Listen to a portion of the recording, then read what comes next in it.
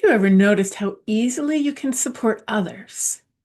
But when support comes toward you, something tightens. Someone acknowledges your gift and you may brush it aside, or an opportunity appears and you hesitate. Maybe insight comes, yet somehow it stays on the surface. There's a strength required to let what nourishes you actually land. And that strength is openness. Absorbing is an ability. It's not passive, it's not being too open, it's an active strength. It requires discernment, inner steadiness. It's the ability to let what truly nourishes you land. Absorbing isn't about taking on everyone's energy, it's about being open enough to let what strengthens you actually enter your system. When openness narrows, your growth narrows, your access to guidance narrows, even your natural abilities can begin to feel smaller. Healers and visionaries often block absorbing. Common patterns here, and you listen carefully for what your body responds to here. So, common patterns can be overgiving, being the strong one, protecting yourself by staying guarded, staying in analysis instead of letting something really move you, and dismissing praise, help, or opportunities. For example, say someone affirms your gift and acknowledges it, and you deflect it. Perhaps a door opens and you minimize it. Maybe support shows up and you tell yourself you should handle it alone. So that's a subtle closing. Now, of course, there are reasons for all that. But if you can't absorb, you just can't access more. And this is key because your next level of skill often arrives through absorption. In fact, you can't really, right? You've got to be able to take it in to be able to apply it. Insight has to be received, not just understood. And encouragement needs to really land. Resources, downloads, those have to be taken in. Growth happens when nourishment actually integrates.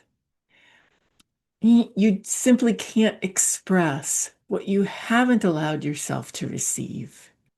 Openness is truly a strength. It's not being naive. It's not having a lack of boundaries. It's not being flooded with emotions. Openness is being strong enough to stay present, to have discernment and receptivity to what nourishes you, and the willingness to let support help to shape you. Many gifted healers and visionaries plateau not because they lack skill, but because they've stopped letting life deeply reach them. If you feel called to healing work, if you have that urge to bring something meaningful into the world, then your growth depends not only on what you give, but on what you allow yourself to receive. Many gifted healers and visionaries don't stall because of that lack of skill. They stall because something in them has slowly stopped letting that support land. Now, insight may come but stay on the surface. Encouragement may come but get deflected. Opportunity may come but doesn't fully enter. When openness narrows, your growth narrows. Your access to guidance narrows. Even your abilities can feel smaller than they truly are. The ability to absorb what strengthens you isn't indulgent, it's how your purpose ripens. In our next episode, we're going to go deeper into why openness is so powerful and necessary for healers and visionaries, and what begins to happen when it quietly closes. So we will really go into those hidden patterns.